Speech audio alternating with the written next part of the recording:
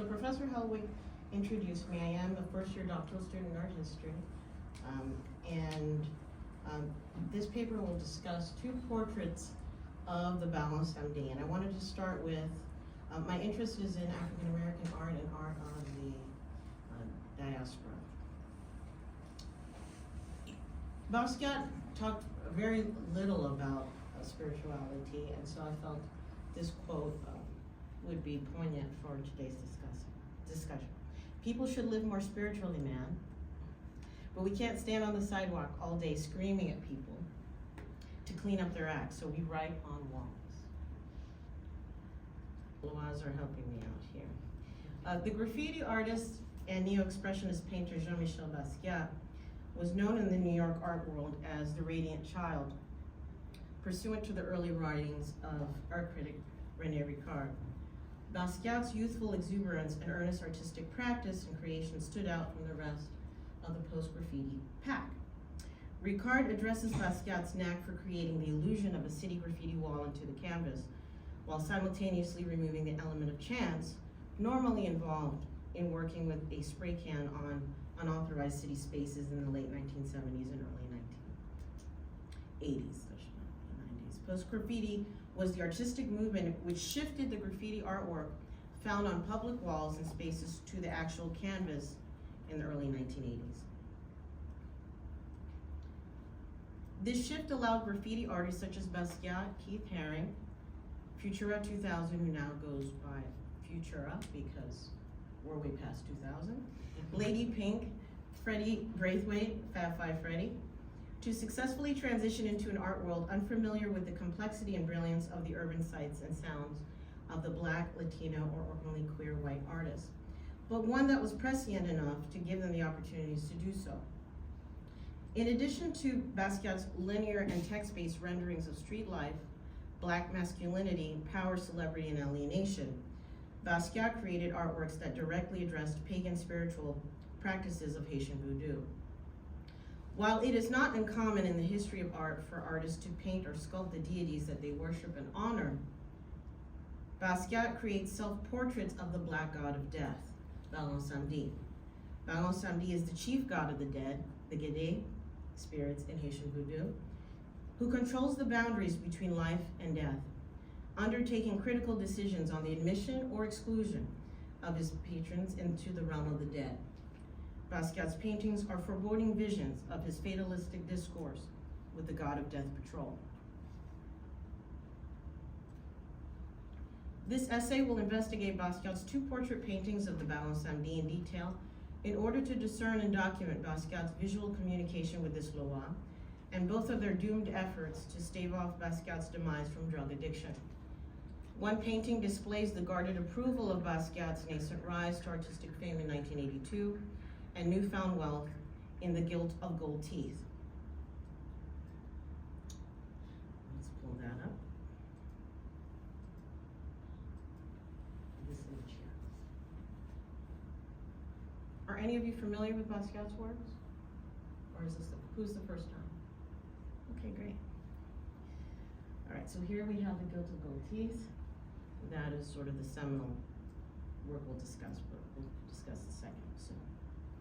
By 1987, Basquiat is a popular fixture in the international art world and one who continues to battle the demons of drug addiction.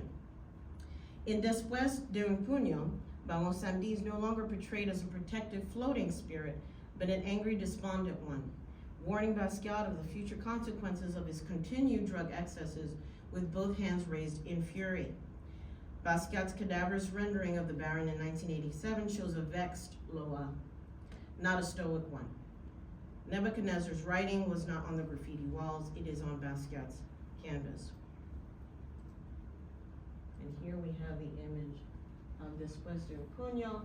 So in Spanish, literally means after the fist. But colloquially, we would just say after the hit, okay, after the blow, which we'll discuss semiotically pretty soon. Ricard is correct in that some element of chance was removed once the graffiti artist's work is placed in the gallery or museum environment. These artists no longer had to deal with the pressures of police oversight, physical arrest and violence, fines, and the limited use of painting materials that could be easily washed away and painted over by city officials. They have safely evaded the vagaries of street art into creating a living wage for themselves as creatives, and opened themselves to a plethora of new artistic opportunities in media that will survive urban renewal projects and gentrification, push-outs, and squeaky clean new subway cars.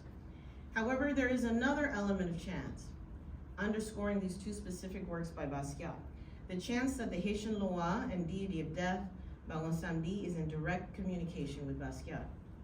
Ideological critiques of Basquiat's works abound when describing his plays as a successful commercial minority artist in a lily white art market during his lifetime and beyond.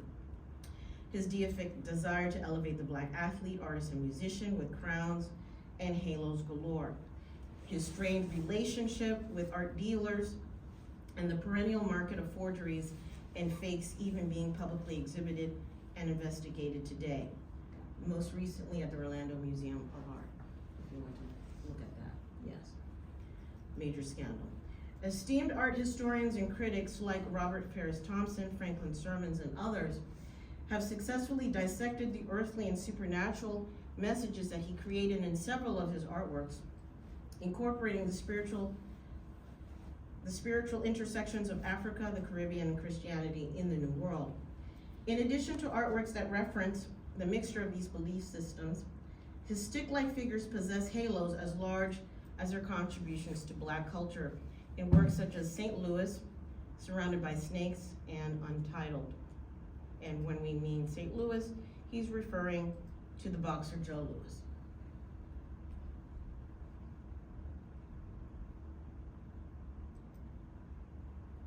And here we have Untitled. Okay? So basically his visual sanctification of the Black athlete or musician hero.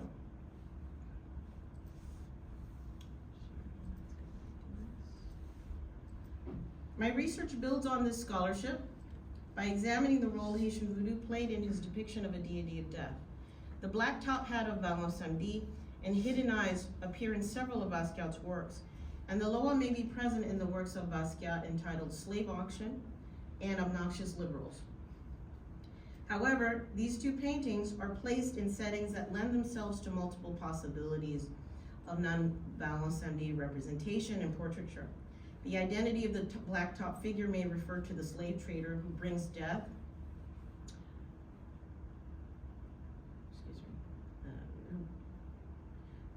and his participation in the Black Atlantic slave trade, but he's not the Loa. In Obnoxious Liberals, Basquiat may be referring to the top hat figure as an American politician or art collector / professional, but he's not the Haitian Loa of death. The two paintings that I investigate are direct portraits of the Loa. Ballon is not disguised as a living person, nor is he veiled metaphor. And let me show you these last two images that I was referring to. So this is here Slave Auction with the black top hat. And here we have Obnoxious Liberals.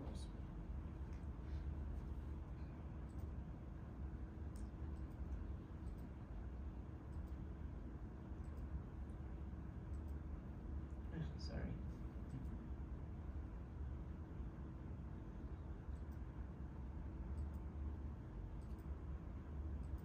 Give me 1 second. Go to Chrome. Chrome? Click X. Which one? On the actual page. This one? Yeah, top right. There, close. Close. Hold it up. Yeah. With that? Yeah. I don't want to, do I want to close it? Yeah, you Yeah. want to close it. No, I You don't want to wanna- close it, so you can open the other one. And then. Okay, let me just get back. All right, so I just showed you Slave Auction and Obnoxious Liberals.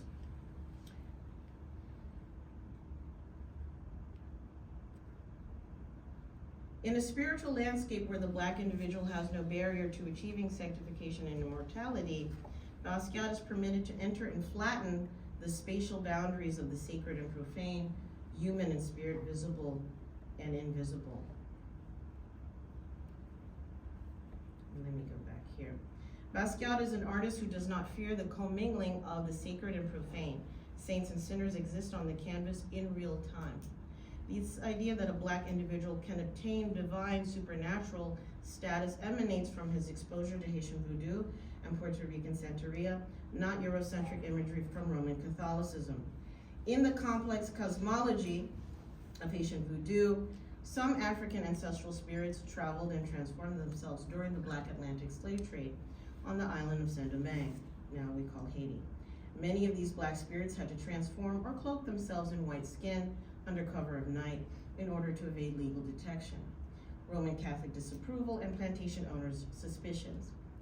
Other Loas were born out of the cruelty and suffering endured by Haitian slaves and the eruption and success of the Haitian Revolution, which lasted from about 1792 to 1804.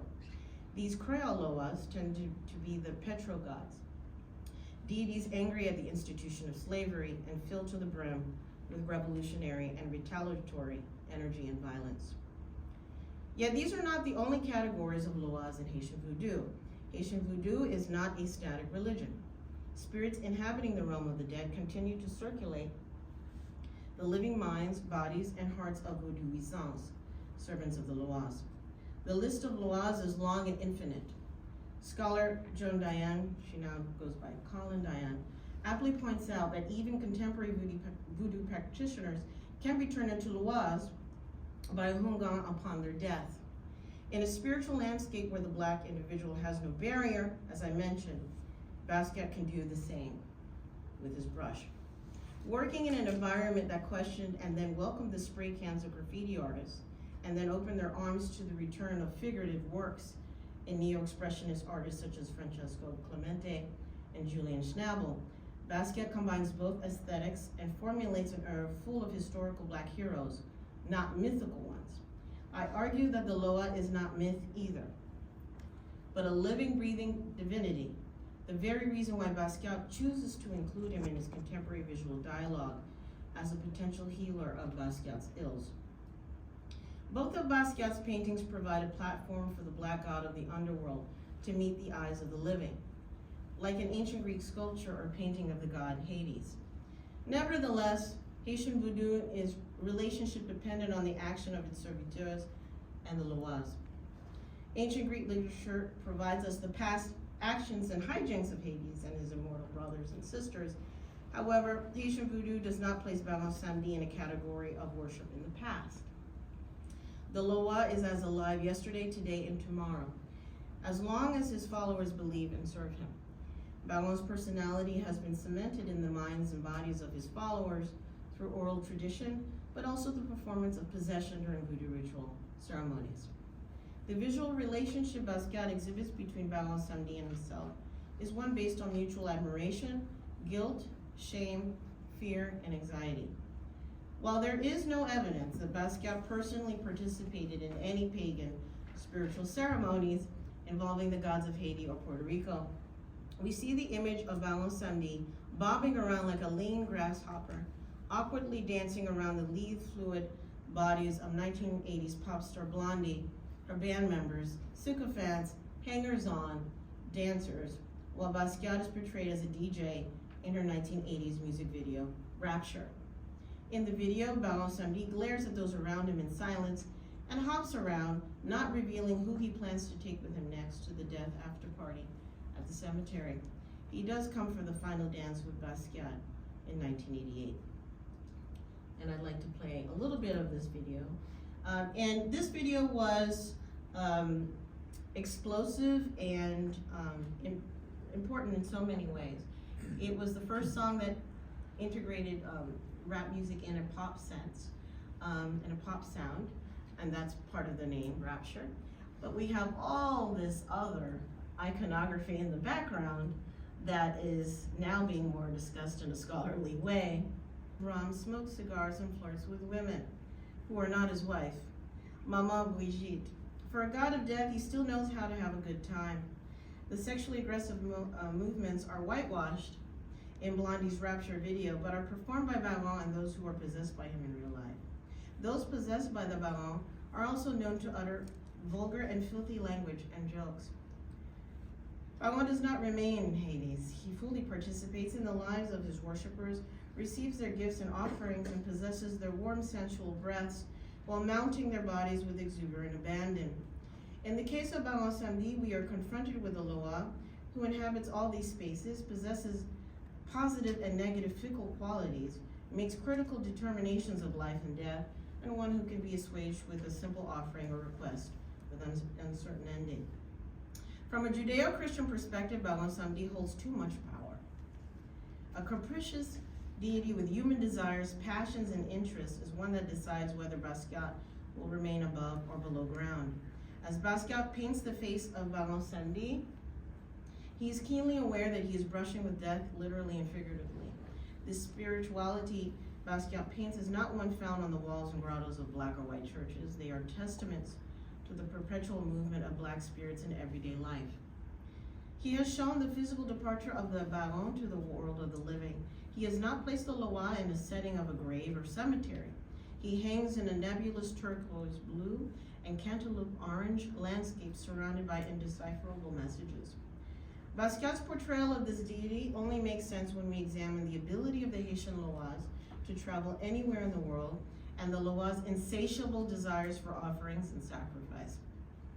Scholar John Dayan distinctly identifies the two unseen homes of the Loas in Haitian Vodou: the ancestral world of Guinea, a realm in which the gods of Africa thrive, live apart from the critical eyes of whites in the Roman Catholic Church, and everyday human affairs.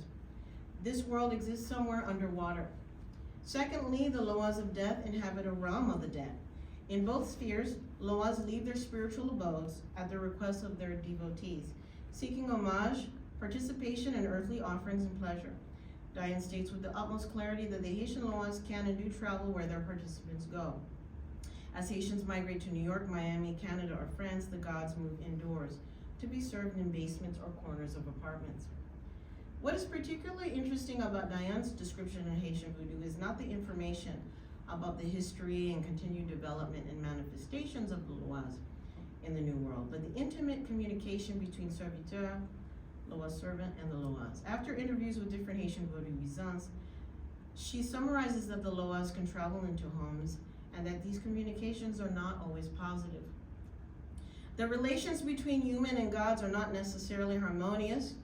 Spirit and matter do not dwell together unperturbed. In fact, she quotes a particular Vodouisan who indicates that cursing and yelling can be involved between herself and the Loas. The spiritual communications that we may envision or experience between human and God are not only traditional question and answers, or question and acceptance or denial, or plain worship in Haitian Vodou. She illuminates the tense-filled discourse between the devotee and the Loa who may disagree about a subject. In the case of Basquiat, this tension is evidenced in the pained skeletal grins of Balon Samedi in both paintings. In Guilt of Gold Teeth, the Balon directly stares at the artist and viewer, almost presenting a complete air of aloofness as he smokes his cigar, taking in Basquiat's commercial success and scintillating love affairs with various women. This aloofness is revealed to be partially false as his legs are painted in red.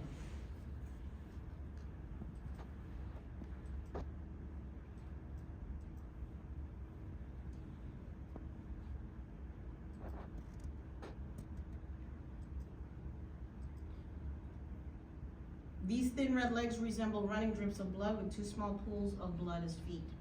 One could argue that these same ball-like feet will transport vertically into the fist that we find in Basquiat's 1987 Después de un Puño. In Después de un Puño, this tongue-bearing grin is coupled with furious hand gestures, implying a boxing match of physical violence has occurred between Basquiat and the Balon. Both have come to blows with each other.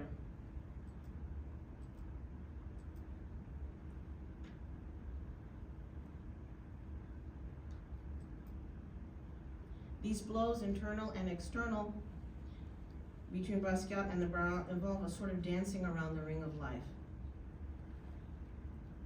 Basquiat is not knocked down by a lack of commercial or artistic success. He has been knocked down and almost out by his debilitating drug addiction. But one visual characteristic of the Balon Samedi is certain. Basquiat has not portrayed Balon Samedi as a malevolent spirit.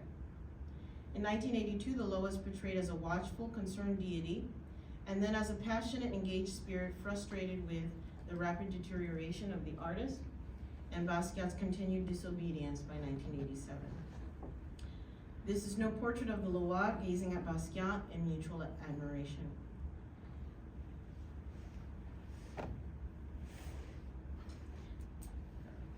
Here, I have to wrap up, but what I want to basically indicate is that Basquiat is showing his respect for Baron Samedi's observation, and that particular painting sold last year for $40 million. So the Loa is sort of traveling in these white spaces, but he is a secretive black spiritual resistance symbol and innovation. He is the signifier of death as he is the god of death. Within 5 years, the guardian of the dead is rapidly disappearing right before our very eyes, from his hat to his chest and his hands, and his protection of Basquiat is as well. Thank you.